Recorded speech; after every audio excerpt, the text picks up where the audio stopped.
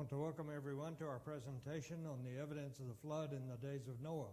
There's a lot of people that try to deny the existence of the flood or that it ever happened, yet most of them are willing to accept a lot of other catastrophes that happened, but because it's in the Bible, they don't want to believe it. But today we're going to look at the evidence and what the evidence really says about the flood in the days of Noah. In our examination, the biblical account of the flood in Genesis 6 and 7, we'll first be talking about what the Bible says about the flood, that there's many things and many details that God gave us about the flood, and we'll be looking at those and see how that is communicated with the other evidence that we look at.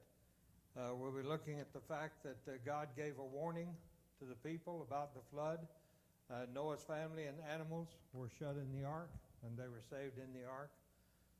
The sources of water, we'll be looking at the duration of the flood and the magnitude of the geological events occurring at the same time as the flood. And this is something that a lot of people don't understand, how dramatic that the flood was and what a catastrophe that it really was when God flooded the whole earth.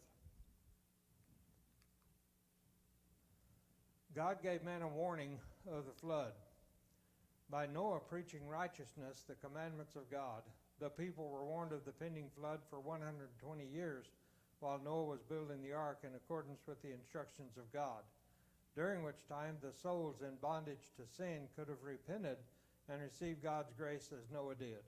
And here's the scriptures that mention that: Genesis 6:3 and 14 through 22, 2 Peter 2:5, Psalms 119, 172, 1 Peter 3:18 through 21. And this will be an important piece of information when we review the historical evidence of the flood. And this is one of the things that kind of dumbfounds me, is why with so much evidence of the flood are people still denying that the flood ever existed? And we're going to see a lot of that evidence in our program here today. Noah's family and the birds and animals were saved in the ark. In Genesis chapter 6 and verses 13 through 17, if you want to read about the flood, it's in Genesis chapter 6, 7, and 8 that you can read about the flood. It says, "In the selfsame day entered Noah and Shem and Ham and Japheth, the sons of Noah, and Noah's wife, and the 3 wives of his sons with them into the ark. They and every beast after his kind, and all the cattle after their kind, and every creeping thing after his kind, every bird, that creepeth upon the earth after his kind, and every fowl after his kind, every bird of every sort. And they went in unto Noah into the ark, 2 and 2 of all flesh, wherein is the breath of life. And they that went in male and female of all flesh, as God had commanded him, and the Lord shut him in." Now, one of the important things is the Lord shut him in. But God provided for both humans and animals to be saved from the water, from the flood. And so he provided for that and gave them instruction with regard to it. The sources of water to flood the whole earth. And here again, if people have knowledge of the Bible, we can see where those sources came from. And even now today, we have individuals worried about climate warming and saying that if the temperature warms too much, then the ice caps will melt and the earth will be flooded again. And yet they think that, well, there wasn't enough water around to flood the earth. Where are you going to get the water to flood the whole earth? Well, the Bible tells us, remember that when God created the earth, he created the earth with that water vapor around it. He separated the water from the earth and the water and put a firmament between the two. That firmament is the atmosphere in which we live. And there was a layer of water encompassing the whole earth at that time prior to the flood. Then also the rain. It had never rained before. But the Bible tells us that God opened the rain up as the windows of heaven he opened up. And the rain came down. That whole layer of water that was suspended around the earth, that whole layer of water came down on the earth in a heavy rain. And then there was also the fountains of the deep were opened up, like the geysers in Yellowstone Park and other places, and they were opened up. And so the aquifers of water that were underneath the earth that we now drill wells to get to, those aquifers came up also to the surface. And in order for them to come up, there had to be cracks in the earth, which would have been created by earthquakes. So there were a lot of earthquakes at that time, and the water came up from beneath, came down from above, and it tells us in the Bible, in the 600th year of Noah's life, in the second month, the 17th day of the month, the same day were all the fountains of the great deep broken up, and the windows of heaven were opened. Now, this is part of that catastrophic event that we see. This is a lot of water coming down in a big hurry, and it's going to do a lot of damage to the surface of the earth. Duration of the flood. Genesis 7:11 to 8:22 talks about the time that the water was on the surface of the earth, and the whole earth was flooded. The rain fell, and the fountains of the deep were opened up for 40 days and 40 nights, in which time the whole earth was flooded. Then the rain stopped, and the fountains were closed as the water remained 22 feet above the highest mountain for 150 days. Now, that's important for us to understand. The Bible says that that water remained at that level for 150 days. That's almost a half a year. For 150 days, the water remained at that level. After which, God caused a strong wind to blow, and the waters began to go down. After approximately 1 year, Noah and those in the ark with him came out of the ark to a new and different world. God promised to never flood the whole earth again, and that seasons and day and night would not cease while the earth remained. And whenever they came out of the ark, Noah and his family, the 8 people that were in the ark, when they came out of the ark, they were the only human beings on the face of the earth. The air-breathing animals that were in the ark, they were the only air-breathing animals then that were on the face of the earth. And so they were just, all that was left was those that were in the ark. I have to stop here and pause for just a moment to reflect on sometimes man's ideas and what he gets in his mind. Several years ago, there was a movie that came out about Noah and the ark and the flood. And I didn't go see it because I know Hollywood's not interested in portraying the truth anyway, so I didn't waste my money. But a friend told me about it, and he said, hey, you know, while they were in the ark, there was another ship out there too? And I said, oh, yeah? And he said, yeah. I said there was another boat out there too, floating around with them. And I said, oh, yeah? And he said, yeah. And I said, well, that's not what the Bible says. And he said, well, do you know who was the captain of the other boat that was out there, the other ship that was out there? And I said, no, who's that? And he said, Lot. Now, Lot doesn't come along till hundreds of years later. but you know, that's the way man is, trying to embellish things. But the Bible tells us that the water remained that high on the face of the earth for 150 days. And we'll see in a moment how important that is. The magnitude of catastrophic geological events. The flood was devastating to human, animal, plant life, and the surface of the earth. Rain coming down like water pouring out a window, causing massive mudslides and erosion. That's massive mudslides and erosion. There had to be just mud flows all over the place because the water was coming up from below the earth, and then it was also coming down.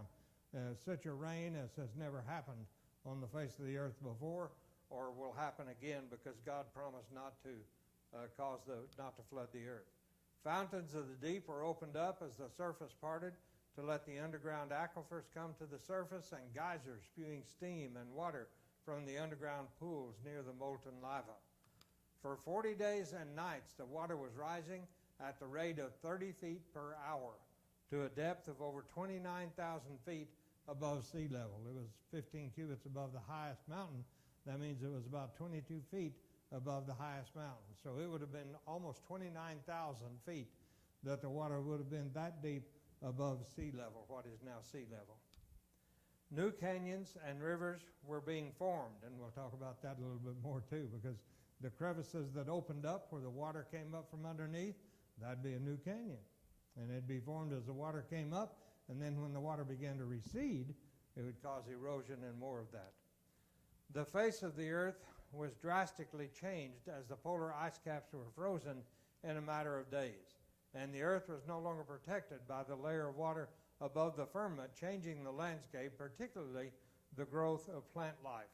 And again, this is something that is just, again, mind-boggling because some individuals are willing to accept for the disappearance and extinction of dinosaurs. They're willing to accept the meteor hitting the earth and causing it, or volcanoes to be erupting and blocking out the sun, but they're not willing to accept the flood. And the reason they're not willing to accept the flood is because it's from the Bible. It shows they're not against catastrophes, they're anti-Bible again. Did the flood recorded in the Bible, Genesis 6 through 8, really happen? We've seen in the first part of this what the Bible says happened. That's what the Bible tells us. That was the record that God gave concerning the flood. That's what he says happened.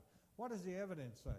Does the evidence verify that, confirm it, or does the evidence deny it? Remember, we looked at the evidence for evolution, and the evidence really denied that evolution ever occurred. Never did. The evidence of creation was there and showed that God did create the world in 6 24-hour days. Now we're going to be looking at the evidence of the flood, and did that really happen?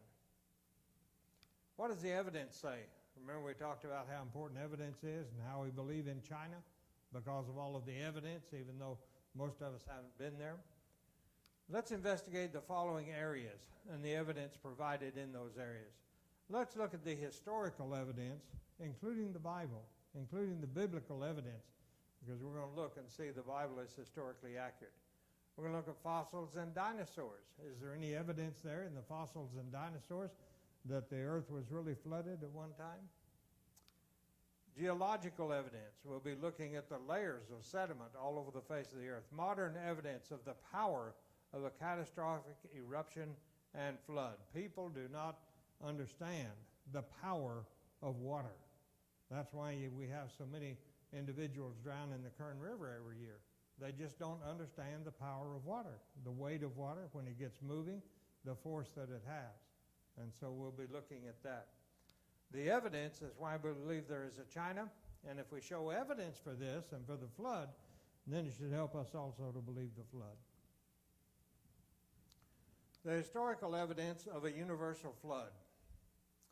This is a chart, and it didn't come out too clear. I wish it was a lot clearer than this, but it didn't come out too clear. But let me give you the basis of this.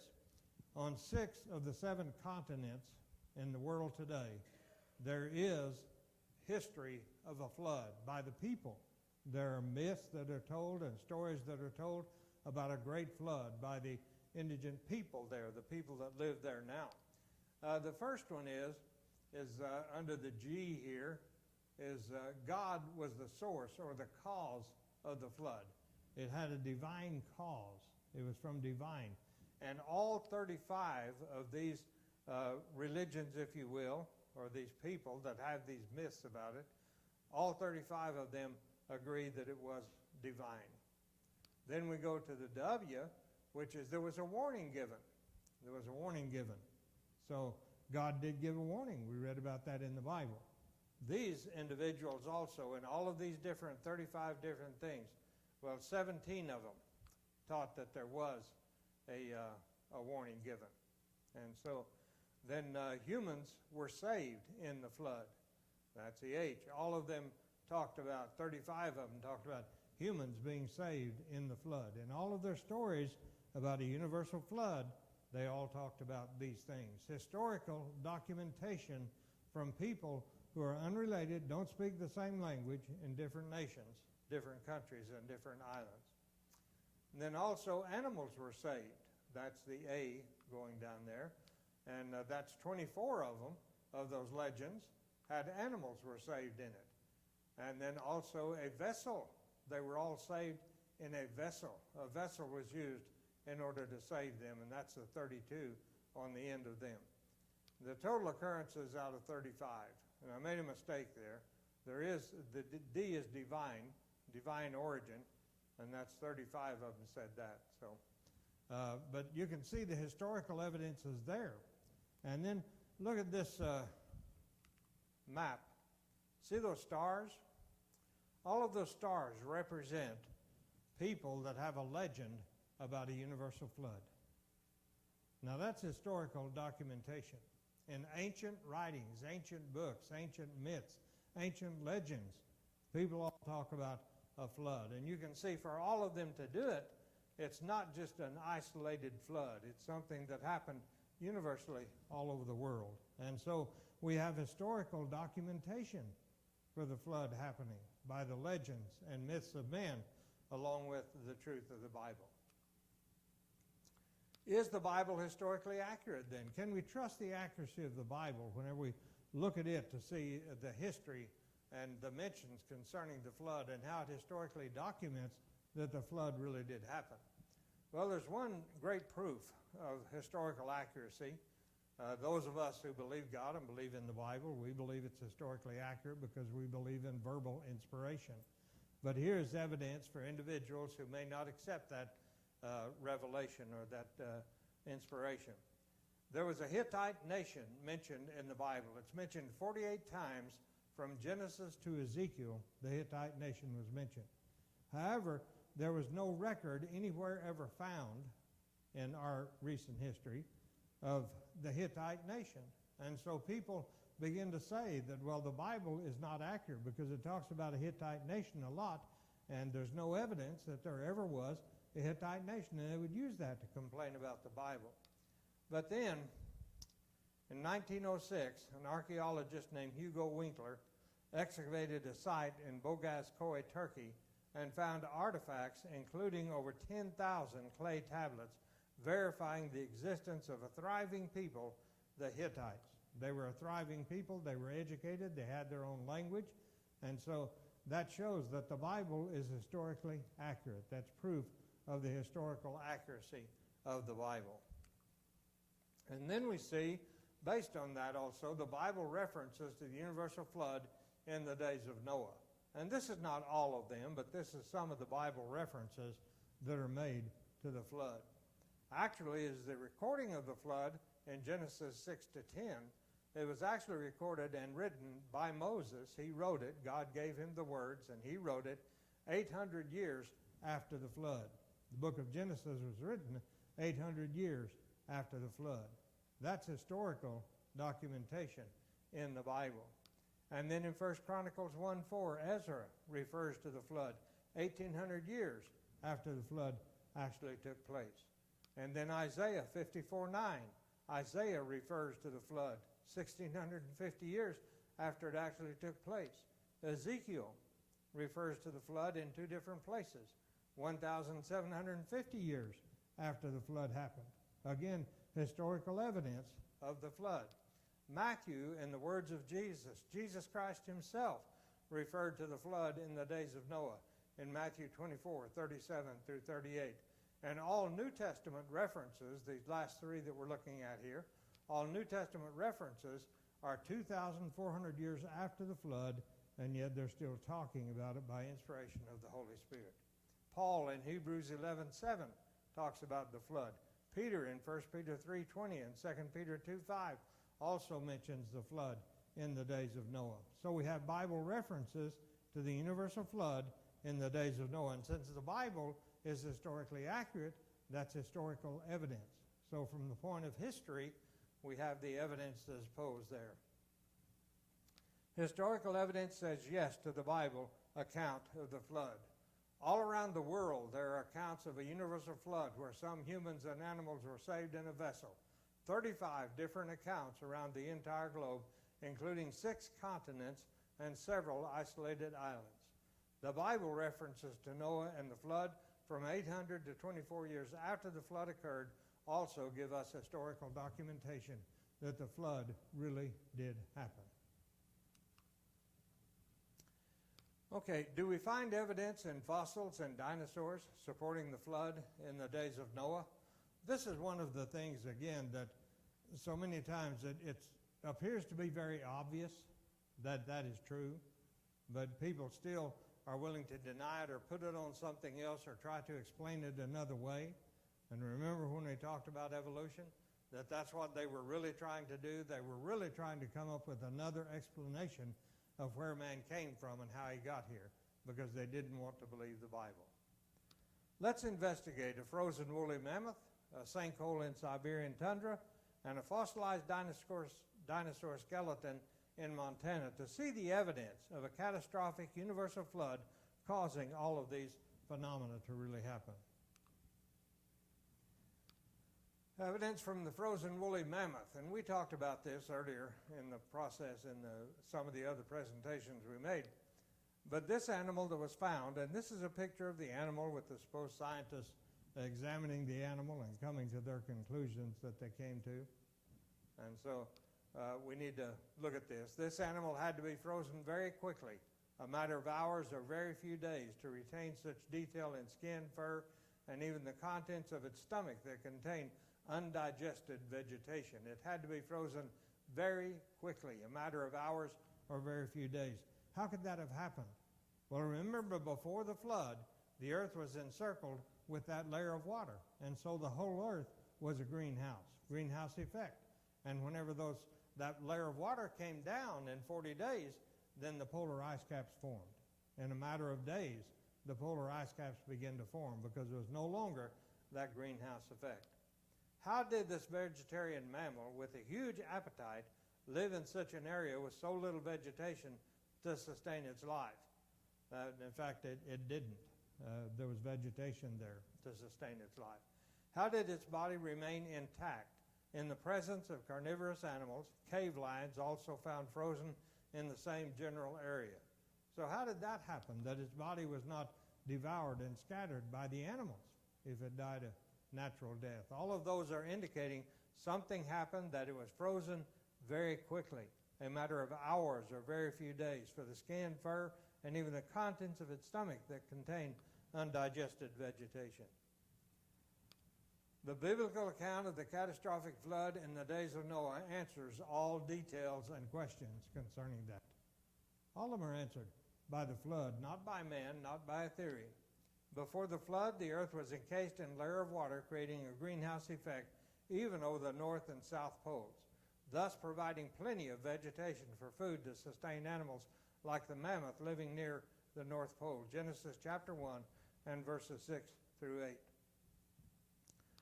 During the 40-day flood, the windows of heaven were opened as the water encasing the earth came crashing to the surface of the earth, allowing the North and South Poles to experience freezing temperatures, forming massive deep ice caps and trapping any animals there in the resulting ice. Genesis 7, 11 through 12 teach us that.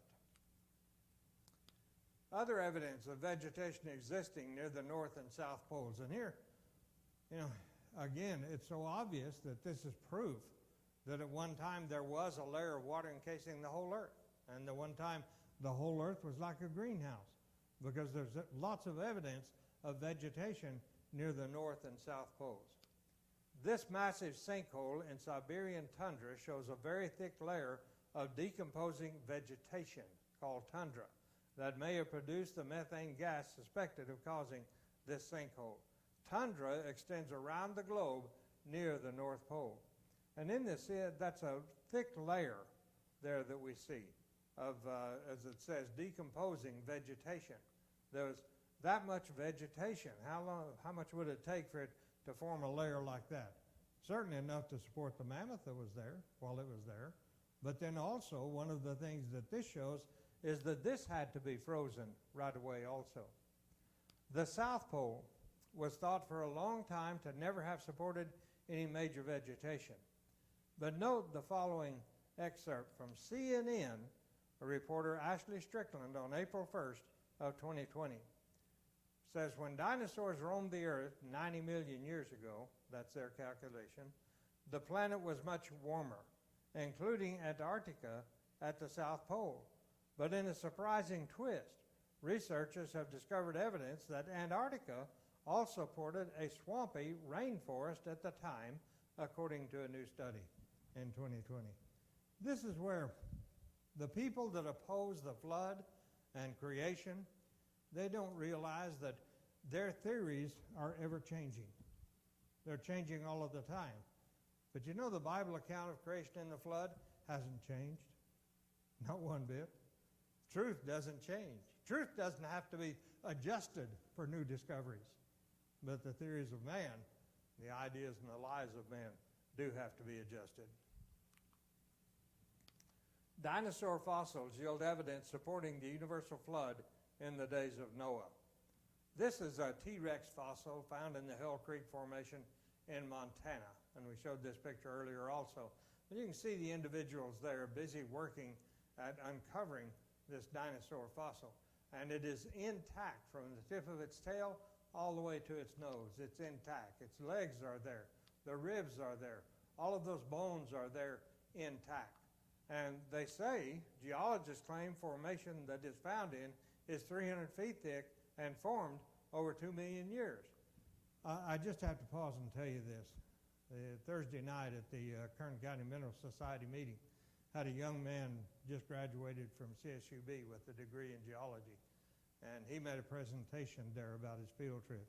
He had a rock there that he told us, somebody asked him, said, how old is that rock? And he said, oh, it's 2.6 billion years old, billion with a B, 2.6 billion years old, half the age of the earth. Now, that sounds odd. You know, I thought the Big Bang Theory, everything was done then. Everything should be the same age, shouldn't it? But then I went up to him after the presentation was over and asked a question that got a blank look from him and a stunned look on his face. I said, how old was this rock when it was full grown? I said, you know, everything flesh, everything physical gets full grown at one time or another. I said, just like human beings. When were we full grown? When were we, our body? When was our body fully grown? And I said, how old was this rock whenever it was fully grown? And he said, this rock had to be formed during the Jurassic Age. And it had to be formed during that time because that's the time that everything was right for it to be formed. And so that puts its age at 2.6 million years. And I said, now where did you learn that? In my geology class. Not true. Not true. But they say, anyway, 2 million years old is this layer, 300-foot layer, that it took for this dinosaur supposedly to be encased in this layer. Doctrine of uniformity says 7,000 years per foot if it took 2 million years to make the 300 foot thick. The intact skeletal remains are approximately 4 feet thick, meaning it took 28,000 years for this dinosaur to be covered in sediment and be preserved totality without any bones missing, be right there like it just laid down and was covered over, but it just laid there without being disturbed for 28,000 years. That a likely scenario? Not likely. Wild animals die natural deaths today in their native habitat, but how many intact skeletal remains do we find in their natural native habitat? We don't find any. So something had to happen rapidly to encase this dinosaur in this mud or sand layer in which he was found. It was a sediment that they said is 300 feet thick and formed over 2 million years ago. 300 feet thick, now that we can measure and we can know. What could have possibly caused a mud flow to be 300 feet thick? Good question, huh? Dinosaur fossils yield evidence supporting the universal flood in the days of Noah. More likely scenario for this dinosaur must have died with flesh and muscle retaining intact skeleton and have been immediately covered in the sedimentary deposit of mud flow, preserving it from natural deterioration, protecting the remains from predatory flesh-eating animals. Again, the flood provides the answers. The rain and eruptions of water from below the Earth's surface for 40 days drowned the air-breathing animals and caused massive mud flows from the catastrophic erosion resulting from the power of the water rising at a rate of 30 feet per hour. Sorry this didn't come out the way I wanted it either, but evidence, again, of fossils and a worldwide flood is right here in Bakersfield, just northeast of town. Shark's Tooth Hill, located in the foothills of the San Joaquin Valley, northeast of Bakersfield, California, is known for an abundance of shark's teeth and other marine fossils lying in a sedimentary deposit of silt and clays. This is more fossil evidence. The area was once flooded with seawater, and marine life was possibly caught in a mud flow or a pool of water that was landlocked by the erosion from the flood in the days of Noah.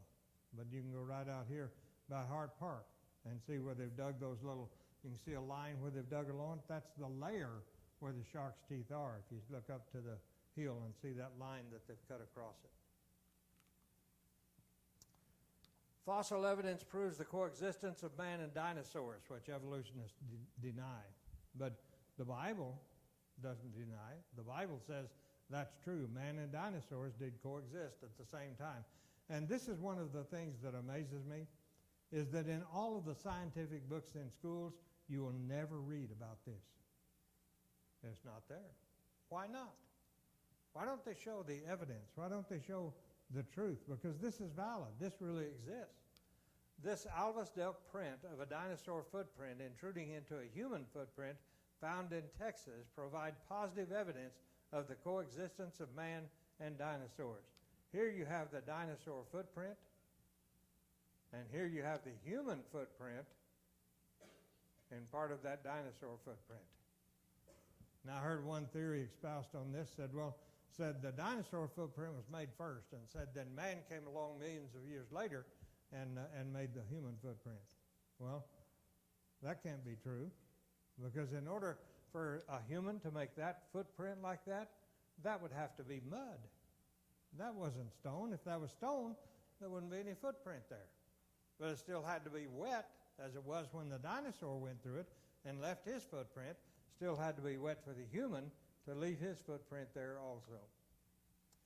Both prints must have been made while the soil in which they are preserved was wet enough to leave the impression of both man and dinosaur.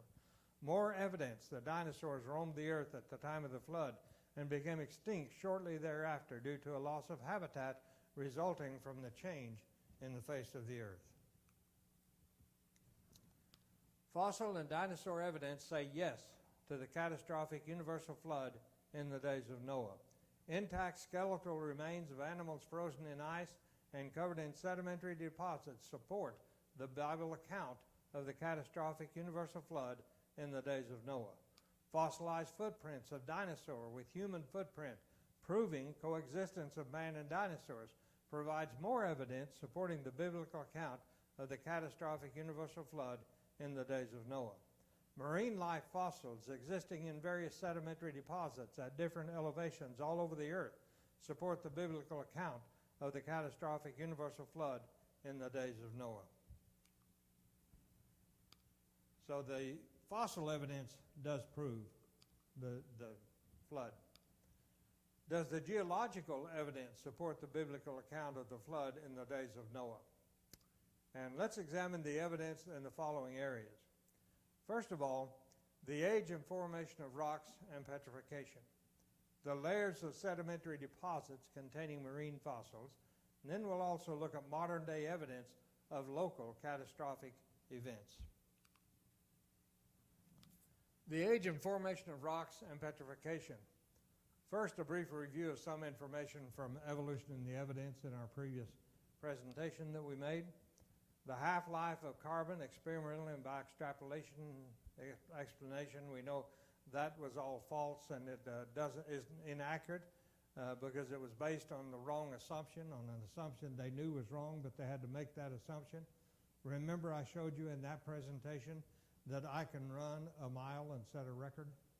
I can run a mile fast enough to set a world record. And that's because if you use the assumptions that I based it on, even though they're not accurate, I can make those assumptions. Evolutionists contradict their own foundation, the doctrine of uniformity. Uniformitarianism, by offering theories of meteors striking the earth, catastrophic volcanic activity, and the Ice Age as an explanation for the change in the surface of the earth resulting in the extinction of dinosaurs and animals. And again, isn't it amazing that they're willing to accept all of these theories of meteors striking the earth, catastrophic volcanic activity, and the Ice Age, but they say no to the flood because it comes from the Bible. Evolutionists and uniformitarianism came from the mind of man in an attempt to deny the Bible account of creation and the flood. Remember, we talked about in that presentation the age of rocks and about diamonds, and what about the diamonds and how old that they are. In this article on Diamonds Unearthed, this woman that did this said, we really don't know how long it takes, and by the way, this was in the Smithsonian magazine, one of the foremost geological and engineering respected magazines in the world. We really don't know how long it takes for diamonds to form. And she talks about the diamonds may start to grow, and then there may be an interruption for some reason, a change in conditions, temperature, pressure, source of carbon, whatever, and they could sit for millions, hundreds of millions of years, and then start growing again. Again, how old is a diamond when it's fully grown? That's part of the problem of trying to put some sort of a growth period on them. Things don't always occur continuously in the earth. There again, she contradicted their idea of uniformitarianism. She went on to talk about the diamonds themselves and how sometimes they try to date the diamond by some kind of inclusion, some mineral that was caught inside of the diamond whenever it was being formed itself. And so they try to date that. She says, and those dates always suggest the diamonds are quite old, at least hundreds of millions of years old. But in most cases, billions of years old, anywhere from 1 to 3 billion years old in most cases. A time when the earth was probably hotter than it is today, so conditions were perhaps more appropriate for diamond growth. Where's uniformity? There's no uniformity in that. And then we have the fact that today they're producing commercial synthetic diamonds in a matter of as little as 2 weeks. And they do that by putting carbon under high pressure. Synthetic diamonds are manufactured by applying high pressure and high temperature to carbon and can be produced in as little as 2 weeks, mostly used in abrasives for cutting and polishing, with new utilization being found in the field of electronics. If a man can now do this in 2 weeks, certainly God can do it in an instant and make the diamonds full grown. Actual versus apparent age of rocks also. Even in their erroneous and unreliable method of dating rocks, geologists and evolutionists are mostly only considering the apparent age, discounting some were created full-grown by God. Some may have been formed in the flood in the days of Noah. Others are being formed through natural processes such as volcanic activity. Rocks are, and the earth, the surface of the earth, today is reproducing just like God intended for it to. It is a natural process of making rocks, and is still doing that today, just like humans and plants and animals are reproducing. The Mount St. Helens eruption in Washington State in 1980 formed a new rock cap from the lava which flowed. Standard dating measures said was 350,000 years old, when the actual age was only 20 to 30 years. They were only off by 12,000 times the actual age. That's all they were off, yet they're willing to accept it. Elements of the flood conducive to the formation of rocks and petrification. Now here's some very interesting things that are worked out with regard to the mathematics of it. To petrification, that's when rocks are petrified, rocks are formed, and that's whenever some debris or animal is in the soil, captured in the soil, and then that gradually decomposes, and gradually, because while it's decomposing, the parts that were the rock or the parts that were the wood or the animal are being replaced with minerals, and those minerals are solidifying and making rocks. And it says the things that are necessary for that is pressure, water, heat, and time are necessary for the formation and petrification of rocks. Higher amounts of any one item decrease the need for others, as we saw with regard to diamonds. Whenever they put them under a lot of pressure and a lot of heat, boy, they could produce diamonds in a couple of weeks. In the flood, the pressure was that the water weighs 62.4 pounds per cubic foot. That's what water weighs. Now, that's what water weighs when it's pure water, without any dirt in it. If it's got dirt in it, if it's dirty water, then it's going to be even heavier than that. But it weighs 62.4 pounds per cubic foot.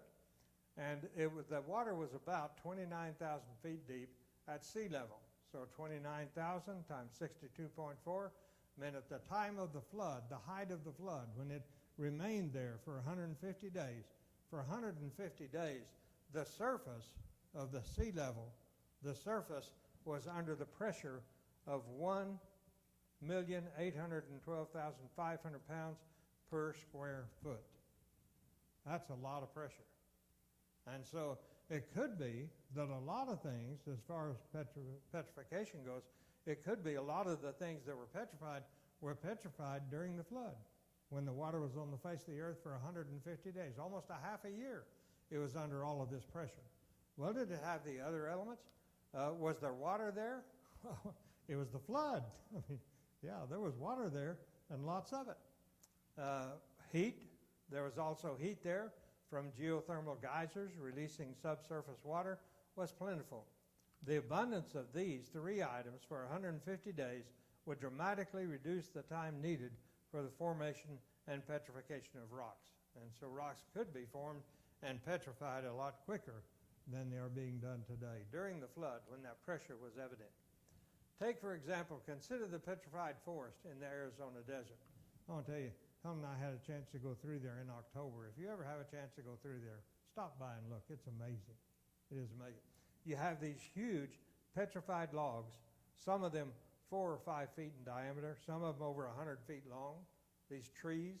It was once a thriving forest full of large trees. It is now a desert with petrified trees exposed by wind and rain erosion. Like the dinosaurs and fossils, these trees had to be felled and covered immediately and petrified rapidly to prevent normal degradation. Now, when could that happen? The flood. The flood again, the answer. And you notice something in this picture? I should have got a larger, better picture than this that shows the desert. That really right there is a bush. There are no trees here now. Why are there no trees there now? Why was there a great forest once there of these huge trees, 5 foot in diameter, 100 feet tall? What were they doing there? Well, that's whenever the earth was covered in that layer of water, and the whole earth was like a greenhouse.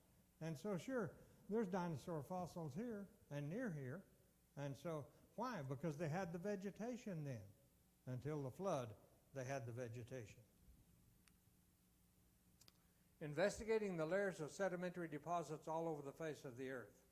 This is a stratigraphic column near the South Kaibab Trail of the Grand Canyon.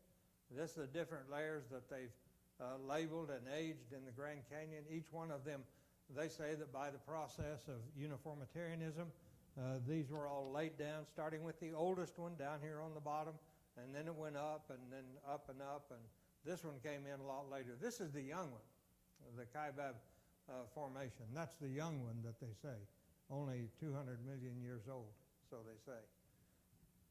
Again, just a couple of weeks ago, I came across an article on the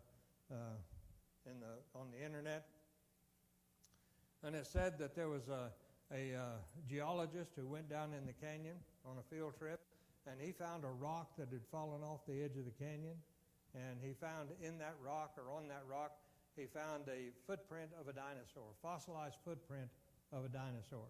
And so he began to investigate it, sent out pictures of it and measurements of it and everything, and found out that it was a dinosaur, and it was a dinosaur that could not live without a lot of water. Took a lot of water. Where was that? Grand Canyon. Have you ever been there? There's not a lot of water. You stand up there on that edge, and what do you see? Way down there, you can see that little bitty river. Looks a little bitty from where you're standing. Not a lot of water there. And so they aged that on that. And you know what he said? They have said in the past, as it says here, geologists claim the age increasing from top to bottom is from 270 million to 1,840 million years old. He put all of that, he said, no, by these fossilized footprints, it may only be 5 million years old. What? And you know what? The scientific world is accepting it. It's only 5 million years old now, whereas before, see, they keep changing, and they have to change whenever they find these new things that don't confirm what they believe. But the truth does not change.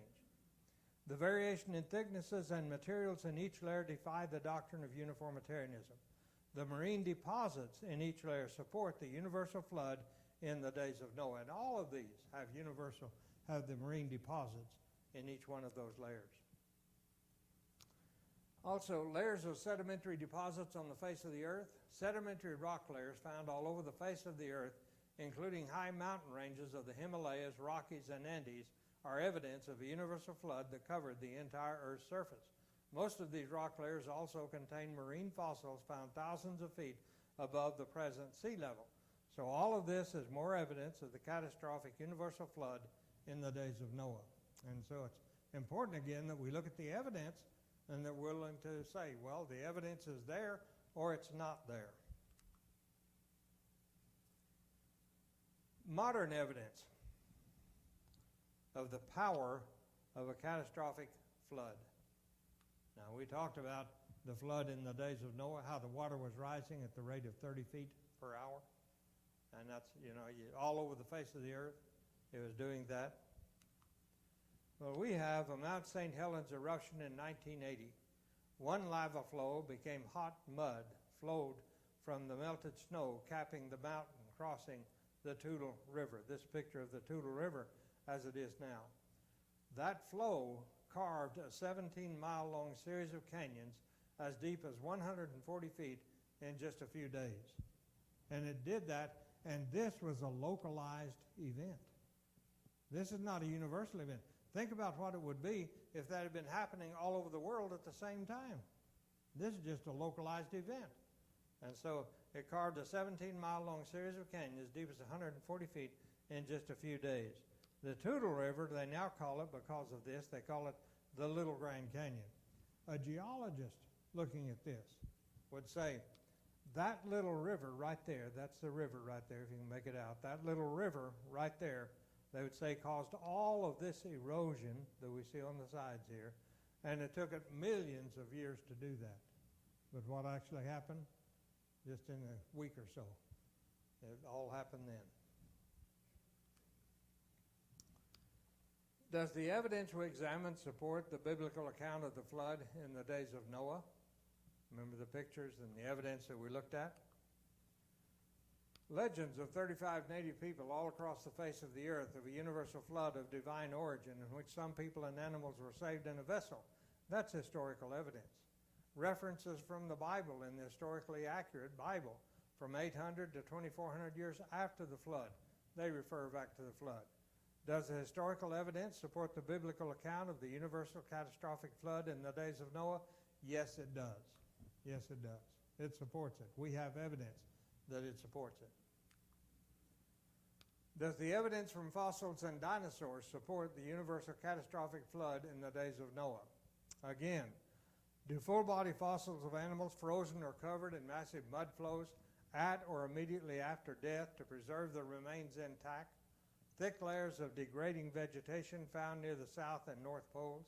Fossilized footprints indicating the coexistence of man and dinosaurs before the flood? Does that support the biblical account of the universal catastrophic flood in the days of Noah? The answer is yes, it does. Again, documentation and support. The evidence supports it. Does the geological evidence regarding the age and formation of rocks and petrification of plants and of water-lain sedimentary rock layers containing marine fossils all over the face of the earth, even on very high mountain ranges, support the biblical account of the universal catastrophic flood in the days of Noah? Again, the answer is yes to all of those. It does support the flood in the days of Noah. Do modern-day localized catastrophic events like the volcanic activity and flooding at the eruption of Mount St. Helens support the magnitude of devastation that occurred in the biblical account of the universal catastrophic flood in the days of Noah? The answer is yes, it does. All of that evidence, all of that built up there, supports the flood in the days of Noah. Does the evidence confirm the biblical account of the catastrophic universal flood in the days of Noah is true and accurate? Yes, the evidence confirms it is true, it is accurate. There was a universal flood in the days of Noah. Based on that evidence, we know the Bible is true. We can know the Bible is true whenever we study the Word of God and see the evidence that is there. But it's beyond my reckoning in my mind as to why individuals can look at all of this evidence and still deny the flood in the days of Noah. It has to be that they just don't want to believe the Bible. That has to be it. Because they're willing to accept the Ice Age. They're willing to accept meteor showers on the face of the earth that destroyed the dinosaurs.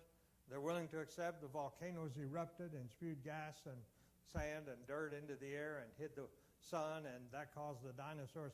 They're willing to accept all of those theories of man, and there's no real evidence of that. But here we have the evidence of the flood in the days of Noah. The Bible is true. We need to believe it, obey it, so that we can receive the promises that are contained therein. Thank you for viewing the presentation.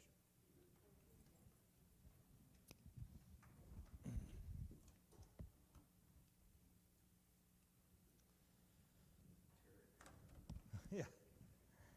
Okay. Now it's time for you to go build your own dog.